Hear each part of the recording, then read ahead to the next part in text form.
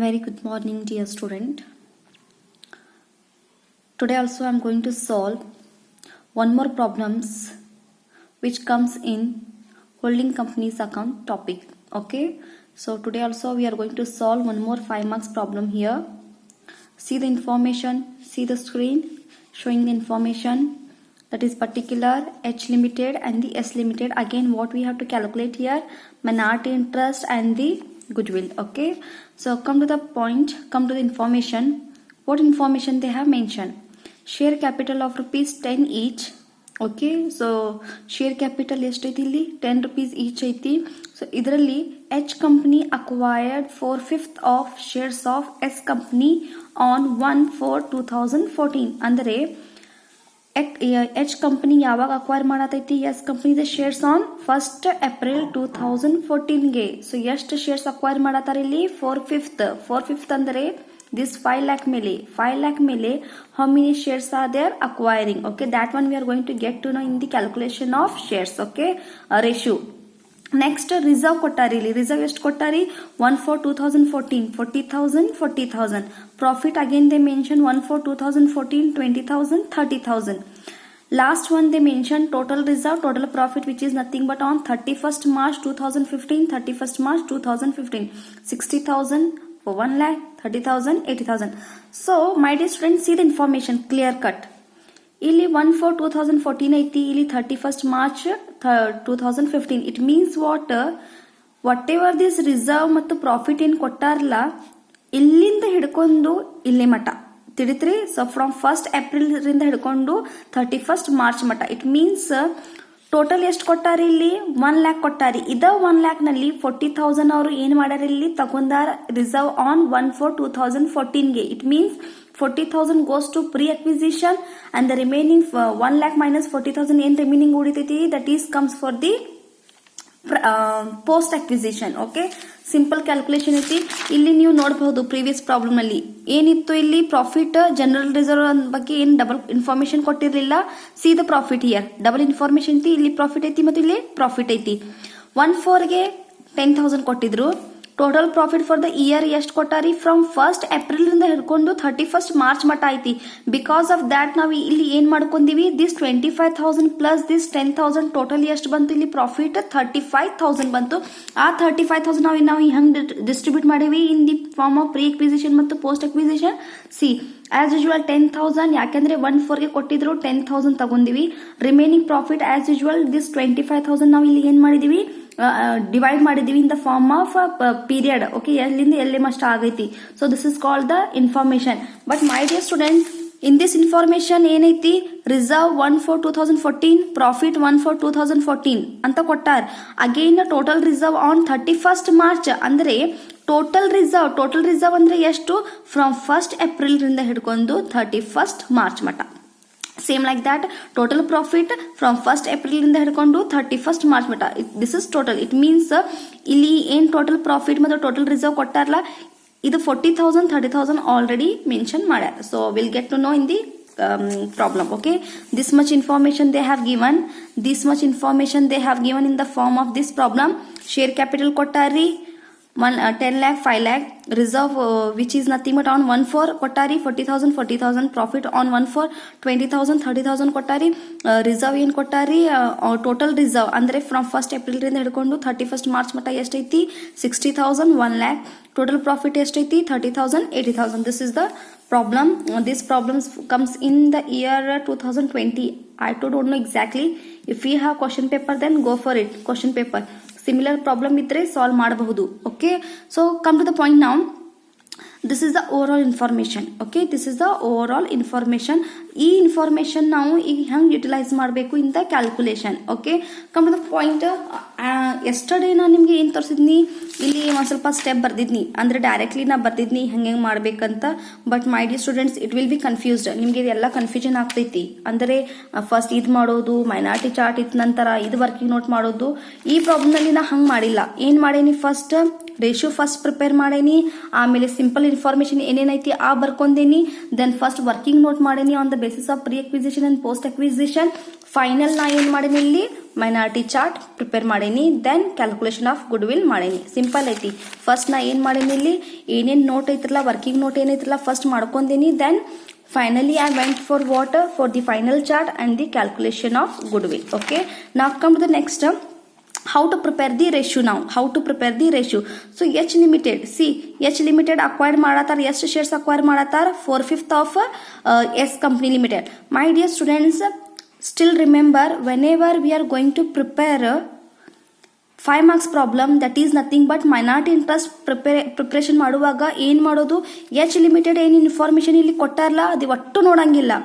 Don't need to saw this information, only our focus must be on this subsidiary company. Focus ಮೇಲೆ ಇದ್ರ ಮೇಲೆ ನಮ್ದು ಏನಿರಬೇಕು, focus ಇರಬೇಕು.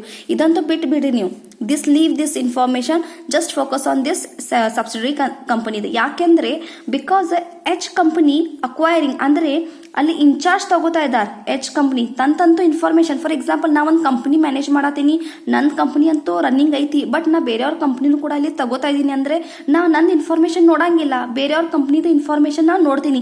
Same like that here, no need to saw this H limited, only our focus must be on S Limited. Okay, now let's move to the ratio. How to calculate the ratio? See, H Limited acquired 4/5 shares of S Limited. ಅಂದರೆ ಇಲ್ಲಿ 5 lakh ಐತಿ, 5 lakh ಮೇಲೆ 5 lakh ಐತಿ total amount. 5 lakh divided by 10, ಯಾಕಂದ್ರೆ per share ಐತಿ. First ನಾವು ಇಲ್ಲಿ ಏನ್ ಮಾಡ್ಕೋಬೇಕು, ಶೇರ್ಸ್ ಪ್ರಿಪರೇಷನ್ ಮಾಡ್ಬೇಕಲ್ಲ. ಇದು ಶೇರ್ ಎಲ್ಲಿಂದ ಬಂತು, 5 lakh. This is nothing but this 5 lakh divided by 10 ಮಾಡಿದ್ರೆ ನಮ್ಗೆ ಏನ್ ಸಿಗ್ತೈತಿ, ಎಸ್ ಕಂಪನಿದ ಶೇರ್ಸ್ ಎಷ್ಟಿದಾವೆ ಇಲ್ಲಿ 50,000. So it means 50,000 shares into 10 each ಮಾಡಿದ್ರೆ ಇದು ಅಮೌಂಟ್ ಬಂತು, ತಿಳಿತು. This 50,000 into 10 when we calculated total ನಮಗೆ ಅಮೌಂಟ್ ಎಷ್ಟು ಸಿಕ್ತು ಇಲ್ಲಿ 5 lakh. That is nothing but our share capital. But number of equity shares are how much here for S limited? 50,000 per equity shares is 10 rupees. It means it becomes 5 lakh. So same like that here also, H Limited acquired 4/5 shares of S Limited. ಅಂದರೆ 5 lakh divided by 10 ಅಂದ್ರೆ total shares of subsidiary ಎಷ್ಟು ಸಿಕ್ತು ನಮ್ಗೆ ಇಲ್ಲಿ 50,000. So ಈ 50,000 ಮೇಲೆ 4/5 ತಗೋಬೇಕು ನಾವು, ಅಂದ್ರೆ 50,000 ಇಂಟು 4/5 ಅಂದ್ರೆ ಎಷ್ಟು ಶೇರ್ಸ್ ಬಂತು ಇಲ್ಲಿ 40,000. So it means total shares ಎಷ್ಟು ಇದಾವ 50,000 ಇದಾವ. ಈ 50,000 ನಲ್ಲಿ ಎಚ್ ಲಿಮಿಟೆಡ್ ಎಷ್ಟು ಶೇರ್ಸ್ ಅಕ್ವೈರ್ ಮಾಡತ್ತಾರ ಇಲ್ಲಿ 40,000. ಎಷ್ಟು ಶೇರ್ಸ್ ಅಕ್ವೈರ್ ಮಾಡತ್ತಾರ 40,000. That 40,000 goes to H limited. ಉಳಿತು ಎಷ್ಟು, how many things left, 10,000. That 10,000 goes to subsidiary. So the ratio become how much here, 4:1. So 40,000 shares for H Limited, remaining 10,000 shares for S Limited. Therefore the ratio is 4:1. ತಿಳಿತು. The ratio, final ratio we got here how much, 4:1. ಯಾಕಂದ್ರೆ ಈ ratio ಎಲ್ಲಿ utilise ಆಗ್ತೈತಿ, in the main chart. ಎಲ್ಲಿ utilise ಆಗ್ತೈತಿ, in the main chart. Now let's ತಿಳಿತಿರಲ್ಲ. So this is a calculation of simple calculation ಐತಿ ಎದ್ರ ಮೇಲೆ, ರೇಷಿಯೋ ಮೇಲೆ. ಸೊ ಎಷ್ಟು ಶೇರ್ಸ್ ಅಕ್ವೈರ್ ಮಾಡ್ಯಾರ 4/5. ಟೋಟಲ್ ಶೇರ್ಸ್ ಎಷ್ಟು ಇದಾವೆ ಇಲ್ಲಿ 50,000 ಶೇರ್ಸ್ ಮೇಲೆ 4/5 ಮಾಡ್ಯಾರ ಅಂದ್ರೆ 40,000 ಬಂತು. ಈ 40,000 goes for H limited, 10,000 goes for S Limited. So the ratio becomes 4:1. Okay, this is a simple. Now let's move to the remaining thing we have to solve. ಇಲ್ಲಿ ನೋಡೋಣ ನಾವು ಪ್ರಾಬ್ಲಮ್ ನಲ್ಲಿ. First of all C which dates ಐತ್ರಿ ಇಲ್ಲಿ 1/4/2014, 1/4/2014, 1/4/2014 ಮತ್ತು 31st March 2015, 31st March 2015. It means financial year ಏನ್ ಬಂತು ನಮ್ದಿಲ್ಲಿ 1/4/2014 to 31st March 2015. ತಿಳಿತು. So financial year become 1/4/2014 to 31st March 2015. Okay, so date of acquisition, see shares, see H company acquired 4/5 of shares of S company on 1/4/2014. it means beginning only ಅವ್ರು ಏನ್ ಮಾಡ್ಯಾರ ಇಲ್ಲಿ acquire ಮಾಡ್ಯಾರ.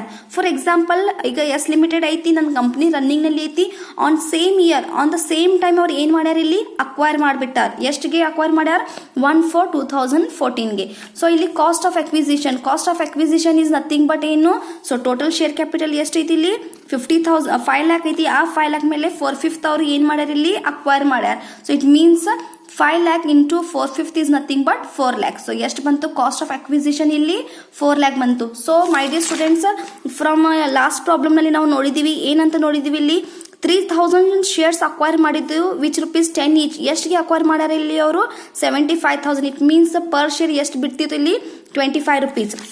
But my dear students they didn't mention year ಎಷ್ಟು shares ಏನು ಗೊತ್ತಿಲ್ಲ, but directly 4/5 ಕೊಟ್ಟಾರ. 4/5 ಅಂದ್ರೆ 5 lakh ಮೇಲೆ 4/5 ಅಂದ್ರೆ ಕಾಸ್ಟ್ ಆಫ್ ಎಕ್ವಿಸಿಷನ್ ಎಷ್ಟು ಬಂತು ಇಲ್ಲಿ 4 lakh. Okay, this is simple calculation. ನಾ come to next pre and post acquisition period. So my dear student, I have written some note here. Pre and post will see detail in main chart because the date acquired also 1/4/2014. See, ಯಾಕಂದ್ರೆ ನಾ ಏನ್ ಹೇಳಿನಿ ಇಲ್ಲಿ financially year start ಆಗೈತಿ 1/4 ಗೆ, but date of acquisition also happen in 1/4/2014.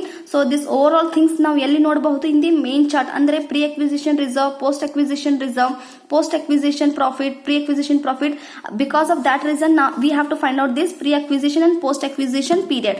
So my dear student, this much information. So ratio we got 4:1, financial year we know, date of acquisition also we know, cost of acquisition ನಮಗೆ 4 lakh ಸಿಕ್ಕೈತಿ. Left is what our pre and post acquisition period. So my dear student, why have not calculated here? See, in previous ನಲ್ಲಿ ಏನಿತ್ತು, acquired date ಏನಿತ್ತು ಇಲ್ಲಿ, acquired date 1/10/2014 ಇತ್ತು. Okay, so how much it is there? 1/10/2014. Because of that reason we mentioned from 1/4/2014 ಇಂದ ಹಿಡ್ಕೊಂಡು 30th September ಮಟ್ಟ ಏನೈತಿ, that is called pre acquisition. ಯಾವಾಗ acquire ಆಗೈತಿ till then end year, that is goes to post acquisition. But my dear students, in this problem 1/4 ಗೆನ ಏನಾಗೈತಿ ಇಲ್ಲಿ acquire ಆಗೈತಿ, 1/4 ಗೆನ ಏನಾಗೈತಿ acquire ಆಗೈತಿ. So because of that reason no need to calculate here, direct information ಕೊಟ್ಟಾರ, ಆ direct information ಮೇಲೆ ಏನ್ ಮಾಡೋಣ ನಾವು ಇಲ್ಲಿ ಪ್ರಾಬ್ಲಮ್ ಸಾಲ್ವ್ ಮಾಡೋಣ. ನಾ come to the next. So next part, working note on pre acquisition and post acquisition reserve and profit. So my dear student, where it comes this pre acquisition, C chart ನಲ್ಲಿ ಬರ್ತೈತಿ reserve ಮತ್ತು profit. ಅದಕ್ಕೋಸ್ಕರ ನಾವು ಇಲ್ಲಿ ಏನ್ ಮಾಡಿದೀವಿ, working note ಮಾಡಿದೀವಿ. ಏನ್ ವರ್ಕಿಂಗ್ ನೋಟ್, ಫಸ್ಟ್ ರಿಸರ್ವ್ ಮೇಲೆ means pre acquisition reserve. So 1/4/2014 see 1/4/2014 ಮೇಲೆ ಡೈರೆಕ್ಟ್ಲಿ 40,000 ಕೊಟ್ಟಾರೆ ಇಲ್ಲಿ. So as usual this pre acquisition ನಾವು we have taken on 40,000. This is called what our pre acquisition reserve. Post acquisition ಏನ್ ಮಾಡಿದೀವಿ ನಾವು ಇಲ್ಲಿ, so C total ಆಗಿ ಕೊಟ್ಟಾರೆ ಇಲ್ಲಿ. ಟೋಟಲ್ ಏನ್ ಕೊಟ್ಟಾರೆ 31st March 2015. ಅಂದರೆ ಪೂರ್ತಿ ಇಯರ್ ದ ಟೋಟಲ್ ರಿಸರ್ವ್ ಎಷ್ಟೈತಿ 1 lakh. ಈ 1 lakh ನಲ್ಲಿ 40,000 ಆಲ್ರೆಡಿ ನಾವು ಪ್ರೀ ಅಕ್ವಿಸಿಷನ್ ರಿಸರ್ವ್ ತಗೊಂಡಿವಿ. So it means 1 lakh minus 40,000 it becomes 60,000. It means total ಎಷ್ಟಿತ್ತು 1 lakh ಇತ್ತು. ಈ 1 lakh ನಲ್ಲಿ 40,000 for pre acquisition, remaining 60,000 for post acquisition. But my dear students, ಇಲ್ಲಿ ಬೇರೆ ಬಂದಿತ್ರಿ. ಯಾಕೆ ಬಂದಿತ್ತಂದ್ರೆ ಇಲ್ಲಿ total profit for the year ಕೊಟ್ಟಾರಿ. ಇಲ್ಲಿ ಏನ್ ಕೊಟ್ಟಾರಿ, total profit for the year. ಇಲ್ಲಿ ಡೇಟ್ ಮೆನ್ಷನ್ ಮಾಡ್ಯಾರಿ. ಅಗೇನ್ 1/4/2014 ರಿಂದ ಹಿಡ್ಕೊಂಡು 31st March 2015. But my dear student, see this information ಏನು ಇಲ್ಲ. ಡೈರೆಕ್ಟ್ಲಿ ಏನ್ ಕೊಟ್ಟಾರಿ ಇಲ್ಲಿ, total reserve on 31st March 2015. So it means total reserve ಎಷ್ಟೈತಿ ಇಲ್ಲಿ 1 lakh. ಇದೇ 1 lakh rupees ನಲ್ಲಿ 40,000 ಪ್ರೀ ತಗೊಂಡಿವಿ, remaining 60,000 goes to home for the post. Same like here also 80,000 total profit ಐತಿ. ಈ 80,000 ನಲ್ಲಿ ಪ್ರೀ ಅಕ್ವಿಸಿಷನ್ ಎಷ್ಟು ಬಂದೈತಿ 30,000, 50,000 ಯಾರಿಗೆ ಹೋತು, ಪೋಸ್ಟ್ ಅಕ್ವಿಸಿಷನ್ಗೆ. ಸಿ ಪ್ರೀ ಅಕ್ವಿಸಿಷನ್ ಇದು ಪ್ರೀ ಅಕ್ವಿಸಿಷನ್ ಆತ್ರಿ 1 lakh. ಇಲ್ಲಿ ಎಷ್ಟು ಕೊಟ್ಟಾರಿ, 80,000 total Kottari. Profit on 31st ಅಂತ ಮೆನ್ಷನ್ ಮಾಡ್ಯಾರ, ನಾಟ್ ಫ್ರಮ್ 1/4 ರಿಂದ. So directly 31st means already ಇಲ್ಲಿ 1/4 ಗೆ ತಗೊಂಡಾರಿ. ಅವ್ರು ಎಷ್ಟು ತಗೊಂಡಾರು, 30,000. It means C, so 30,000 goes for pre acquisition, remaining 50,000 goes for post acquisition. Simple calculation ಐತಿ. ಸಿಮಿಲರ್ ಪ್ರಾಬ್ಲಮ್ ಬಂದೈತಿ ಇನ್ ದ ಇಯರ್ 2020 ನಲ್ಲಿ, ಮತ್ತು ರಿಮೈನಿಂಗ್ ಕ್ವಶನ್ ಪೇಪರ್ ನೋಡಬಹುದು. ನಾವು final move to the next, calculation of minority interest and the majority interest. C particular, total, H and the S. Already I said about the format ನಲ್ಲಿ ನೀವು ನೋಡಬಹುದು. First share capital, I told you many times, no need to see this information, only we have to know this information. ಎಷ್ಟು ಕೊಟ್ಟಾರಿ share capital, 5 lakh ಕೊಟ್ಟಾರಿ. 5 lakh ratio ಪ್ರಕಾರ ನಾವು divide ಮಾಡಿದೀವಿ 4 lakh 1 lakh. Same like that reserve 4:1 ratio. Pre acquisition ಎಷ್ಟು ಸಿಕ್ಕೈತಿ ಇಲ್ಲಿ, C 40,000 ಮತ್ತು 60,000. So again this 40,000 and 60,000 we distributed between the H limited and the S limited in the form of majority and the minority. ಎಷ್ಟು ಬಂತು 32,000, 8,000. Same like here 48,000, 12,000. Profit also same, pre acquisition post acquisition already ನಾವು ಅಲ್ಲಿ ನೋಡಿದ್ವಿ working ನೋಟ್ನಲ್ಲಿ 30,000 50,000 we distributed. So as per total we got 6,80,000, majority we got 5,44,000 and the minority we got 1,36,000. Okay, this is the simple information for 5 marks.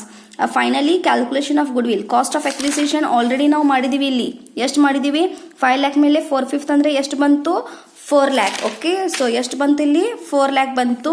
In that what we have to do, we have to less our nominal value. Nominal value ಎಲ್ಲಿಂದ ಬಂತು